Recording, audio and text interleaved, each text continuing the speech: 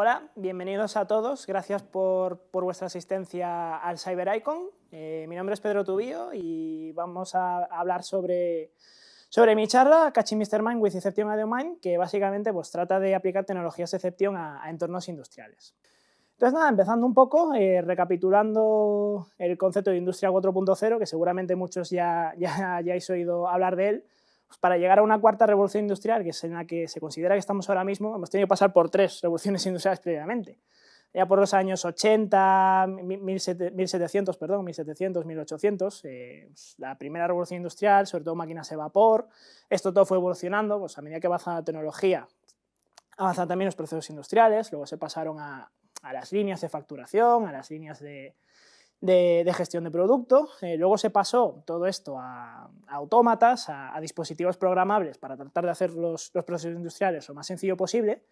Y finalmente llegamos a una cuarta revolución industrial que lo que hace es juntar todos esos avances que ha tenido la tecnología, no específicamente en el entorno industrial, pero sí a nivel de interconexión de las cosas, y llegamos a un mundo en el que todas esas tecnologías al final están hiperconectadas entre sí. ¿Qué es lo que ocurre en los entornos industriales y a propósito de esta evolución tecnológica? Lo que ocurre es que al final prima un poco la comodidad del usuario, prima un poco la comodidad del operario que está ahí en la propia planta y que trata de hacer su trabajo de manera más sencilla posible.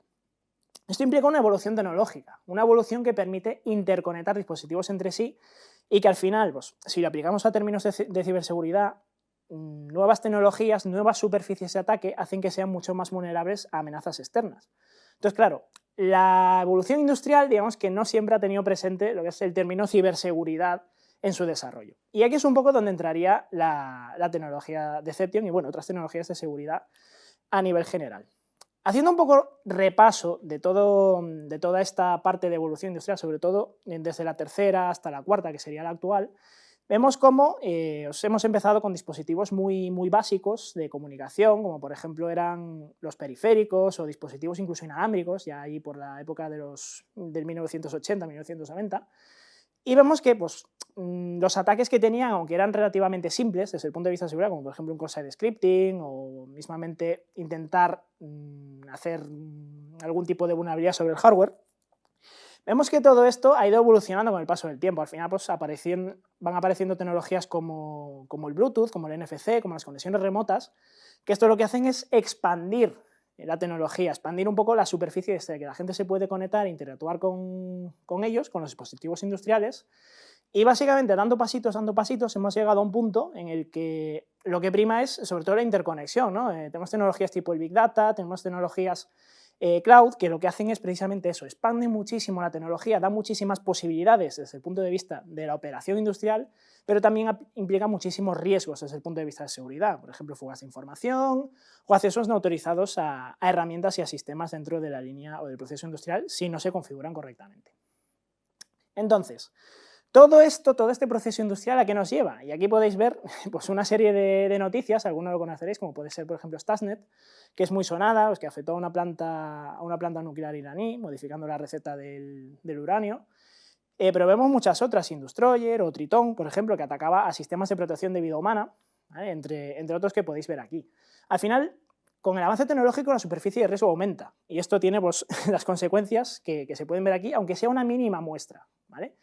Entonces, ahora nos surge la pregunta de, ¿los entornos industriales están realmente preparados para hacer frente a todas estas amenazas, sobre todo teniendo en cuenta el proceso industrial de revolución industrial en el que estamos ahora mismo? Y aquí es donde nos preguntamos, ¿estamos listos para hacer frente a los Mr. Mind de turno que intenten atacar nuestra infraestructura? Aquí hay una frase que, un poco al hilo de todas estas amenazas, que me gusta mucho comentar, y es una frase que en su momento, pues por un atentado terrorista que ocurrió contra una ex primera ministra británica, básicamente intentaron acabar con su vida y no fueron capaces. Y a raíz de todo esto surgieron unas declaraciones que decía, recordad que nosotros solo tenemos que tener suerte una vez y vosotros tenéis que tener suerte siempre. Esto es un poco al hilo de ataques, más allá de que este haya sido un ejemplo de un ataque terrorista, pues con los ciberataques pasa un poco lo mismo. Hay que recordar que los malos, con que tengan suerte una vez, ya están dentro y ya te van a hacer daño. Y nosotros, desde el punto de vista defensivo, tenemos que tener suerte siempre, porque siempre estamos intentando ir un paso por delante de ellos y ellos, a su vez, ir un paso por delante de nosotros. Entonces, ahora entra en juego la tecnología de Deception. Y vamos a explicar un poco en qué consiste esta tecnología que seguramente a muchos incluso puede que no la conozcáis porque es una tecnología relativamente nueva y que todavía no está muy expandida ni en las organizaciones, ni en los clientes, ni en general en el mundo ciber. Deception, o sea, el concepto de deception como tal es el hecho de engañar a una persona haciéndole creer que algo que no es cierto, ¿vale? Y esto, si se piensa desde el punto de vista de la ciberseguridad, pues tiene cierto parecido con lo que es una honeypot, ¿vale? Una honeypot al final es un señuelo, es un dispositivo, un entorno que nosotros colocamos en un entorno de red, intentando hacerlo pasar por parte de nuestra red real. ¿Con qué fin? Con que los atacantes vayan a por él y nosotros ver pues, qué tipo de actividades realizan sobre ellos para tratar de adelantarnos a sus movimientos. ¿Qué pasa? Que estos al final son entornos relativamente, vamos a decir, tontos, simples, y no tienen una inteligencia muy explotable desde el punto de vista de la ciberseguridad. ¿Qué ocurre? Que además son muy conocidas, en general, al final los atacantes saben lo que es una honeypot, saben que muchas veces los clientes ponen honeypots cuando intentan atacarlos, y pues al final se acaban reconociendo con relativa facilidad. Aquí hay una imagen que también me gusta mucho pues, para ejemplificar un poco lo que es el concepto de deception, que se pueden ver pues, como 4 soldados, esto es una foto de la Segunda Guerra Mundial, se puede ver cómo hay 4 soldados levantando a pulso un tanque. Esto hay que tener una fuerza casi sobrehumana para conseguir hacerlo. Obviamente es una imagen falsa, es un montaje. Pero no porque la foto sea falsa, sino porque lo que están levantando realmente no es un tanque de verdad. Es un tanque hecho pues, con materiales súper ligeros, le han dado la forma del tanque y ellos pues, se han hecho la foto intentando demostrar como que tiene mucha fuerza, como que es un ejército fuerte. ¿Vale? Esto al final es una técnica de engaño como tal. Tratan de demostrar al enemigo que algo es cierto cuando realmente no es cierto. Y aquí viene un poco al hilo de lo que estamos hablando. Honeypot, Deception. Al final, Deception, la ventaja que te da con respecto a los honeypots, aunque tecnológicamente utilizan la misma base, es que Deception introduce inteligencia dentro de estos entornos. Lo que hacen es programar escenarios que también sean capaces de responder a lo que está realizando el atacante dentro del escenario para intentar, primero, por un lado, simular que es real el entorno en el que están y por otro lado, tratar de obtener la mayor inteligencia posible sobre estos atacantes y sobre las técnicas que utilizan. Entonces, ¿de qué están formados o cómo funcionan un poco estas tecnologías Deception? Y aquí depende un poco de la tecnología, ¿no? Al final hay distintos productos, tanto desarrolladores privados, productos privados como open source, que cada uno pues, se basa un poco en su propia manera de funcionar y de entender lo que es la tecnología. A nivel general, lo que es Deception funciona mediante campañas. ¿Qué es una campaña? Una campaña es simular un entorno o con un escenario específico, con un guión específico, de tal forma que, por ejemplo, si yo quiero simular una tecnología como es VPN, ¿vale? Pues me creo un entorno, una serie de máquinas que simulen tener, por ejemplo, un servidor VPN o una tecnología concreta VPN instalada. Entonces, ¿cómo hacemos nosotros para simularlo? Pues desplegamos servidores, desplegamos servicios, desplegamos pistas para que el atacante sea capaz de llegar a nuestro entorno, porque nos interesa al final tener movimiento y decir a los atacantes, oye, con relativa sutilidad, pero decir, oye, aquí hemos encontrado un sistema expuesto, trata de atacarlo. ¿Vale? Pero esto, claro, requiere también un proceso de... Todo esto requiere un proceso de definición, ¿vale? No es tan sencillo pues, poner una pista, porque al final esto puede dar un poco el cante de que no es un sistema real, pero bueno. Lo interesante de todo esto es que el entorno funciona mediante unas reglas. O sea, se puede dejar un entorno de manera simple, es decir, voy a dejarlo aquí y a ver cómo me atacan, a ver qué información obtengo, pero también se puede hacer que el entorno sea reactivo a lo que está haciendo el atacante. Es decir, cuando ocurran determinadas acciones dentro del escenario, pues levantar nuevos sistemas o dejar nuevas pistas o nuevos ficheros para que el atacante sigue interactuando con nosotros y ver hasta dónde puede llegar. Entonces, todo esto en conjunto, como se puede ver un poco en la imagen que pongo ahora aquí en la slide, todo esto en conjunto al final lo que nos proporciona es una monitorización constante de lo que el atacante está realizando sobre un escenario que él considera que es real, que es nuestro y que por tanto está vulnerando nuestros sistemas, que no es así en realidad porque es un sistema falso y que no tiene que interactuar absolutamente para nada con el sistema real. Y lo que tenemos es mucha inteligencia, tenemos mucha información en tiempo real de lo que está ocurriendo y todo esto nos va a dar mucha visibilidad y mucho potencial para poder enfrentarnos y defendernos de ataques que realmente son reales, porque estamos viendo en ese momento que está ocurriendo en un entorno que nosotros hemos puesto a propósito. Entonces, con esto ya podemos engañar un poco a nuestro Mr. Mind de turno para que pille nuestra trampa, nosotros observarlo desde fuera y adelantarnos a sus movimientos. Entonces, ahora viene un poco todo el hilo de lo que estamos comentando antes, entornos industriales, cómo esta tecnología puede ayudarnos dentro del entorno, porque además son entornos súper sensibles, ¿vale? Entonces, ¿cómo es un entorno industrial? ¿Cómo llegamos nosotros a una compañía, a un sitio, y decimos, enséñame tu entorno industrial? Pues así a alto nivel, ¿vale? Aquí podemos ver un pequeño mapa de red, pues tiene su zona de internet, su zona cloud, su DMZ, un poco la red interna, y vemos aquí abajo que hay como una nubecita verde que pone entorno OT. Esta sería la zona industrial que está, pues como podéis ver, y aquí ya depende un poco de buenas prácticas y de cómo se construya, pero que suele estar separada del entorno IT tradicional, ¿vale? ¿Y cómo se deberían clasificar estas redes industriales o cómo se deberían desplegar? ¿Cómo sería una arquitectura de red segura, por así decirlo? Se basa en los niveles Purdue, ¿vale? No me voy a meter un poco a explicar esto porque podría dar para otra charla tranquilamente, pero bueno, simplemente que sepáis que se clasifican en niveles según la confianza del dispositivo y la confianza de la información que estén transmitiendo, y que la comunicación es muy estricta, no se debería poder comunicar desde el exterior hacia el interior de estas redes. Además que son redes en los que la disponibilidad prima muchísimo. En una parada en producción, pues no sé, de una planta que está fabricando algo, mismamente de una planta petrolera o de energía eléctrica, una parada en producción, además del impacto que puede tener en la sociedad, pues que corten la luz de hospitales, pues puede tener un impacto bastante grande. El impacto económico que se puede ver para empresas privadas o por fabricación de productos puede ser también muy elevado. Entonces, aparte de todo esto, como son los procesos industriales por defecto suelen ser bastante caros y la maquinaria y la tecnología que está por detrás suele ser muy cara, renovarla de forma constante es complicado. Entonces es habitual encontrarlas con sistemas viejos, con sistemas desactualizados, que la tolerancia a fallos es muy, muy pequeña. No es como un entorno IT tradicional en el que tú puedes llegar y puedes tocar un poco a placer o instalar nuevas medidas de seguridad. Esto en los entornos industriales es complicado. Y realizarlo pues conlleva mucho dinero y conlleva también posiblemente ciertas paradas en producción, y todo esto hay que programarlo, entonces hay que hacerlo con mucho cuidado. De hecho, por ejemplo, si os fijáis aquí en la pequeña imagen que tengo abajo, esta tablita, estos son pues, un poco los principales protocolos industriales que se utilizan para comunicaciones. Si os fijáis, prácticamente todos tienen una X en la parte de cifrado y de los aspectos de seguridad más importantes. Únicamente OPC, que tiene en una de sus versiones tiene autenticación, pero todos los demás protocolos no tienen nada desde el punto de vista de seguridad, porque cuando fueron diseñados hace mucho tiempo no se tenía en cuenta la seguridad en este tipo de entornos. Entonces, ¿qué características tiene la tecnología de Ception que hacen que dentro de los entornos industriales sea una tecnología viable y válida?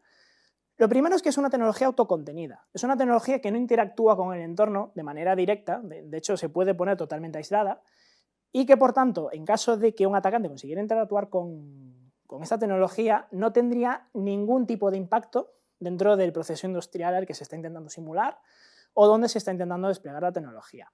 Esta forma de no interactuar hace que, por un lado, el proceso industrial esté seguro y que, por otro lado, nosotros podamos ganar mucha inteligencia de estos ataques sin necesidad de hacer una parada en producción o de inmiscuirnos dentro de la red interna del cliente. Entonces, pues con todo esto al final, como comentábamos antes, te da mucha visibilidad y te permite pues, ganar inteligencia sobre lo que intentan hacer en nuestra planta o en nuestro entorno industrial y poder anticiparnos a estos problemas. Entonces ahora le damos la vuelta un poco a la frase que comentaba antes y le decimos a nuestro Mr. Mime de turno de que ahora tú tienes que tener suerte siempre, porque por muchas veces que lo intentes vas a quedarte únicamente en mi entorno simulado, y nosotros, con que interactúes una vez ya hemos tenido suerte porque ya te hemos pillado, ya sabemos quién eres y ya sabemos qué quieres hacer en nuestro entorno. Entonces, bueno, aquí un poco ampliado lo que es un entorno industrial real, ¿vale? Podemos ver, pues tiene su zona de procesos, tiene su zona de monitorización, y al final todo esto, pues, también de la mano de lo que contamos al principio, de toda la industria 4.0 y demás, esto al final implica una serie de amenazas, como podemos ver por aquí, pues se aumenta la superficie de riesgo, dispositivos extraíbles, etcétera, etcétera. Y todo esto lo que conlleva es, pues, al final, muchísimos atacantes intentando vulnerar nuestra infraestructura, hace que tengamos que tener en cuenta muchísimas puertas posibles de entrada para tratar de dar un nivel de protección adecuado.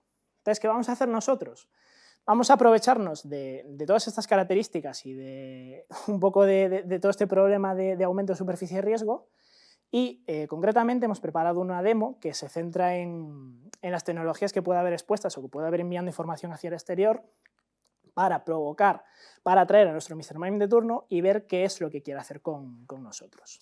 Entonces aquí vemos cómo nos estamos conectando a nuestra Kali, ¿vale? Y pues, lo primero que hacemos, sabiendo un poco la subred en la que estamos, vamos a tirar un escaneo pues, con un Nmap para ver lo que hay dentro de la red, ¿vale? Esto es un entorno que hemos generado en Amazon para hacer un poco una demostración pues eso, de cómo funciona la tecnología. Entonces ahora iréis viendo un poco cómo van apareciendo, según nuestra actividad, pues distintos dispositivos dentro de la red, porque por defecto hemos dejado ciertas máquinas apagadas y ciertos ficheros que no están. Entonces, pues bueno, ahora se va a ir viendo un poco, ¿vale? Aquí veis que dentro del Nmap han salido 2 dispositivos. Vamos a realizar un escaneo un poco más específico para ver qué hay dentro de cada uno de ellos. Entonces, dentro de la 162 vemos que hay un servicio SSH levantado. Y dentro de la 234 está el MQTT, ¿vale? Que es el sensor que habíamos comentado al principio que estaba puesto ahí arriba del todo. Entonces, ¿qué hacemos? Pues para este protocolo nos suscribimos con el mosquito para ver qué información nos está enviando. Ahí estamos poniendo el subscriber, ahí al puerto correspondiente. Y ahora se verá pues, la información que nos está haciendo llegar, ¿vale? Parece información, pues como pone ahí, temperatura, humedad, parecen datos un poco de cómo está siendo el proceso industrial, ¿vale? Entonces aquí se ve cómo nuestra máquina, nuestro gestor de excepción, ha identificado la actividad que nosotros hemos hecho y va a levantar un nuevo sistema, ¿vale? Entonces ahora cuando volvamos a nuestra Kali, veis aquí ya se puede ver que se ha levantado, esto es transparente, ¿vale? Esto el atacante no lo ve, esto solo lo vemos nosotros.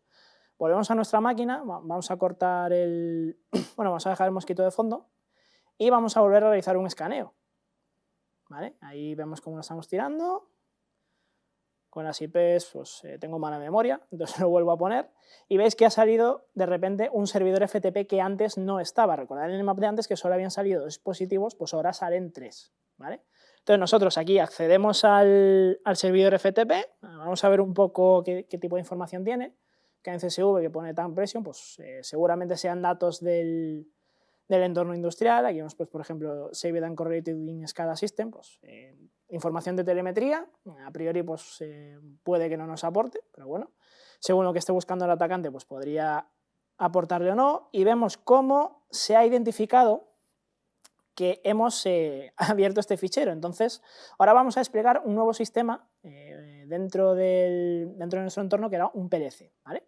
Entonces, de nuevo, volvemos a lanzar el Nmap, esta vez con la dirección IP del PLC específicamente, y aquí vemos que tiene abierto el puerto 80 HTTP, pues deducimos que tiene un servicio web por debajo, ¿vale? Venimos aquí a nuestro navegador, lo abrimos y vamos a ver cómo se nos muestra una página web de un PLC. Cualquier parecido con la realidad de un fabricante es pura coincidencia. Entonces, nada, aquí vemos, pues tiene cierta información, ¿no? Pues el tipo de dispositivo, la versión, vemos que además es un dispositivo que no se actualiza desde hace mucho tiempo, se puede ver aquí en la zona de arriba que era de 2006. Y bueno, siguiendo un poco lo que sale dentro del sistema FTP, vemos que hay como un pass list, ¿no? Lo abrimos porque nos resulta curioso y vemos que hay como un listado de contraseñas dentro. Entonces, joder, esto parece... Y en las plantas industriales es muy habitual que nos encontremos ficheros que tienen pues, listado de contraseñas o histórico de contraseñas para que los administradores sepan pues, cuáles son las contraseñas de administración. En fin, volviendo al escenario, pues de nuevo se ha identificado que se ha abierto este archivo y venimos a nuestro gestor de exception, vemos que se levanta una nueva máquina, procedemos de nuevo a escanear la máquina, de nuevo con las IPs tengo problemas, nunca me acuerdo, entonces nada, la ponemos, la 132, tiramos el Nmap y ahora en breve saldrá lo que acabamos de desplegar, que si os habéis fijado en el motor de exception lo ponía, pero bueno, ahora cuando lo veamos aquí, tarda un poco, este Nmap ha tardado un poco, no sé muy bien por qué, pero bueno, ahora se verá. Y vamos preparando nuestro Hydra para hacer una fuerza bruta con las contraseñas que hemos identificado, ¿vale? Entonces aquí vamos poniendo el comando, seleccionamos el fichero que nos hemos descargado de las contraseñas, que es el passis.txt, y a la dirección IP donde está el servidor SSH que hemos identificado al principio. Vale, entonces le ponemos los parámetros de Hydra correspondientes y, ¡oh, sorpresa! Una de las combinaciones usuario y contraseña, hemos puesto usuario root por defecto, pues, porque es un poco de los típicos, ¿no? Y con la passlist esta que tenemos aquí, pues hemos identificado que podemos acceder al servidor SSH. Entonces, pues nada, nos conectamos, SSH root, dirección IP y la contraseña que hemos identificado, y estamos dentro, de nuevo, de nuestro entorno SSH. Al final, esto, lo que estáis viendo aquí, no es más que una honeypot. Esto es un Cowry, ¿vale? Que nosotros nos hemos levantado a mano y que un atacante, haciendo un poco de análisis, pues se podría dar cuenta de que es un Cowry, pero nosotros a simple vista ejecutamos comandos, cd, ls, comandos un poco típicos de Linux, un psaux pues para ver los procesos que están levantados, o sea, simula ser perfectamente un entorno real. Y nosotros toda esta información que estamos obteniendo ahora mismo de los comandos que se están ejecutando y toda la información que se está viendo y que el atacante está realizando contra el entorno, lo estamos viendo nosotros también en nuestro panel de control, ¿vale? Bueno, pues hasta aquí la demostración en vídeo, ¿vale? Ahora toda esta información que os comentaba que se puede ver desde el panel de control, pues vamos a poner unas capturas de ejemplo para que podáis ver, pues eso, qué tipo de información podemos obtener. Pues aquí vemos una gráfica de la actividad que se podría ver en una campaña de Deception que se deja a lo largo del tiempo, ¿vale? Ahora nosotros hemos estado 5 minutos, nuestra actividad que se vería es poca, pero bueno, esto, para que os hagáis una idea, esto puede ser perfectamente el análisis que se obtiene tras 2 meses, 3 meses de campaña. Es que hay picos de actividad, intentos de autenticación, incluso veis una gráfica por ahí que se sale un poco, de hecho si os fijáis está en escala logarítmica, esto es pues, un ataque de fuerza bruta que ha tenido lugar en esta campaña en concreto. Aquí se puede ver también tipos de actividad concretos, pues aquí por ejemplo sale marcado cuántos intentos de autenticación válidos hemos identificado dentro del entorno, pero hay muchos más, están los que no han sido válidos, las fuerzas brutas, ciertos comandos que se han podido ejecutar dentro del entorno. Entonces, todo esto al final es información, es inteligencia que se puede obtener de cómo el atacante está intentando interactuar con el entorno y de cómo nos puede servir a nosotros para protegernos ante lo que ellos están haciendo de forma real, ¿no? Otra característica, por ejemplo, pues como podemos identificar al atacante a través de, por ejemplo, su dirección IP, aunque el atacante esté detrás de una VPN, esa dirección IP de la VPN la vamos a tener nosotros. Y podemos saber que desde esa VPN, por ejemplo, desde esa dirección IP en concreto, se está llevando a cabo actividad maliciosa, ¿vale? Otra cosa muy interesante que podemos ver pues, con esta herramienta son las TTPs, ¿no? Las tácticas, técnicas y procedimientos. Y esto si lo macheamos con la matriz de Mitre, donde están pues, todas estas TTPs identificadas, pues podemos ver un poco cómo ha sido la metodología y el árbol de ataque que ha seguido el atacante. Entonces, conclusiones de toda la información que podemos obtener y de todo lo bueno que podemos obtener de la tecnología Deception. Lo primero, lo que decíamos antes, es una tecnología autocontenida, entonces no es necesario que interactuemos con los entornos de producción reales, podemos hacerlo totalmente separado y la información que tenemos va a ser muy valiosa porque los entornos los vamos a poder replicar. A nuestro gusto podemos ponerlos exactamente como si fuese el entorno real. Por tanto, el grado de inteligencia, el grado de validez de la información que obtengamos de un atacante que interactúe con este escenario va a ser muy elevado. Además, se pueden automatizar, se pueden personalizar, se pueden poner las reglas que nosotros queramos para que este escenario se mueva e interactúe con el atacante por sí mismo para darnos la mayor información posible. Y podemos identificar todo tipo de amenazas. Al final, como estamos dentro del escenario y vemos absolutamente todo lo que ocurre dentro del mismo, porque tenemos monitorización, porque podemos ver todo lo que está ocurriendo dentro de las máquinas, pues podemos incluso llegar a ver 0 days que de otra manera podrían ser complicados de ver. Aquí me gustaría hacer un pequeño hincapié en una cosa. Esto no es una tecnología de protección como tal, es una capa adicional que lo que hace es darte la información, darte la inteligencia que tú necesitas para poder aplicar esa capa de protección, esa capa de personalización a tus medidas de protección para que, en caso de que tengas un ataque, al menos sepas por dónde te puede llegar a venir y estar preparado para el día en el que ocurra. Entonces, toda esta tecnología, ¿cómo podemos usarla? ¿Cómo en un cliente o en una organización, sea industrial o sea de cualquier otro tipo, cómo podemos implementarla? Pues los primeros pasos es definir las campañas, definir los entornos sobre los que consideramos nosotros que son críticos, por ejemplo, bien sea una VPN, bien sea un cajero, bien sea un entorno industrial, definir aquellos sobre los que queremos conocer un poco más lo que va a ocurrir para ganar inteligencia sobre los mismos. Definimos las campañas, las personalizamos y las ponemos en producción. ¿Qué implica ponerlas en producción? Que constantemente vamos a estar recibiendo alertas, vamos a recibir inteligencia sobre los atacantes, que serán pues, más inteligentes, menos inteligentes, serán botnets, serán ataques reales, que nosotros pues, con toda esa información podemos discernir qué es lo que nos interesa y lo que no para poder aplicar las salvaguardas que nos apliquen. Esto al final es todo un ciclo. A medida que pasa el tiempo se generan alertas, estas alertas hay que procesarlas y hay que ver la información que nos puede aplicar y la información que no. Y incluso, si fuera necesario, que modifiquemos un poco el escenario, que añadamos alguna pista o incluso que modifiquemos algún sistema para tratar de, primero, capturar al atacante y segundo, si está buscando algo en concreto, pues también se lo podemos intentar dar para ver hasta dónde puede llegar. Y finalmente, pues cuando una campaña llega a su fin, pues se cierra, se procesa toda la información y dentro de los equipos de protección que pueda haber en la compañía o en la organización en la que se esté, pues intentar compartir la información, pues por ejemplo, gente de Red Team o de Threat Intelligence que puedan aplicar, pues, yo qué sé, diccionarios, TTPs, direcciones IP o cualquier otra información que se haya podido identificar de la campaña, que intenten aplicarla dentro de sus procesos pues, para mejorar la protección de la compañía. Bueno, pues hasta aquí mi charla. Muchas gracias. Veo que ha habido mucha participación y mucha asistencia. Y nada, me quedo por aquí 5 minutillos pues, por si tenéis alguna duda de la charla, de la tecnología o un poco pues, cualquier cosa que os pueda responder. Muchas gracias.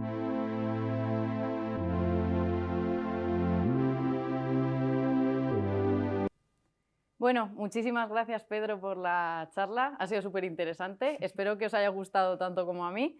Tenemos un par de preguntas por el chat que os habéis animado. Una es de Alfredo Martínez y comenta: entiendo que la herramienta recoge muchísima información. ¿Todo esto se puede llevar a un SIEM y que saque un cuadro de mandos, por ejemplo? Gracias, Alfredo, por tu pregunta. Y sí, a ver, al final toda la actividad que ocurre en las máquinas o, bueno, pues un poco en cualquier entorno, si te suenan de otras tecnologías, pues al final los eventos se recogen, por ejemplo, en formato syslog, ¿no? Todo esto se puede llevar a un concentrador de logs y engancharlo con un SIEM, sí, perfectamente. De hecho, si quieres, incluso puedes dentro del propio SIEM crearte cuadros de mando, un poco lo que habíamos enseñado en unas slides aquí atrás, pues eso se puede automatizar desde un SIEM. Entonces, sí, toda la actividad de reporte o todo lo que se vea se puede perfectamente, incluso poner reportes periódicos, etcétera, etcétera. Vale. La segunda pregunta es de Laura Rodríguez y comenta: si yo tengo una o varias campañas de Deception, pero no tengo recursos para tener gente dedicada a ella, ¿cómo lo podría hacer? Gracias también, Laura, por tu pregunta. Esto ya es un poco más complicado, ¿no? Aquí, obviamente, según la gente y la cantidad de recursos que tengas disponibles, pues los resultados obviamente serán mejores, ¿no? En el caso de que tengas pocos recursos, yo creo que una buena estrategia es que trates de automatizar toda la información que recoges y que se pueda procesar lo más automática posible. Por ejemplo, justo al hilo de lo que comentaba en la pregunta anterior, la pregunta de Alfredo, pues todo esto se puede llevar a un SIEM, se pueden automatizar ciertos cuadros de mandos, etcétera. Pues también se pueden automatizar ciertas detecciones, ¿no? Al final, si recuerdas que mostrábamos la matriz de Mitre, donde se veían pues, ciertas TTP seleccionadas, todo esto por detrás se puede programar, se puede automatizar. Yo, en caso de haber pocos recursos disponibles para dedicar a esta tecnología, creo que lo que más recomendaría es eso, es tratar de automatizar todo lo que se recoge para tratar de verlo de una visión lo más transversal posible. Y oye, si hay la posibilidad de meter más gente para esto, pues seguro que la información que se recoge es muy interesante y ayuda mucho a mejorar el nivel de seguridad de la empresa. Claro, al final siempre que hay una persona detrás, pues como Sí. que se le aporta un poco más de valor, ¿no? Sí. Lo de siempre, cuanta más gente, pues mejor, pero bueno. Vale, pues nada, comentar que otra vez muchísimas gracias por asistir. Pedro estará... Sí, estamos, si ha quedado alguna pregunta que no os ha dado tiempo a escribir o lo que sea, en el chat de Cyber Todays, si vais a la sala principal en la parte de tendencias podréis encontrarnos. Estaremos ahí un ratito respondiendo preguntas también. Eso es. Y yo pues os espero en la siguiente charla. Gracias a todos por asistir. Adiós.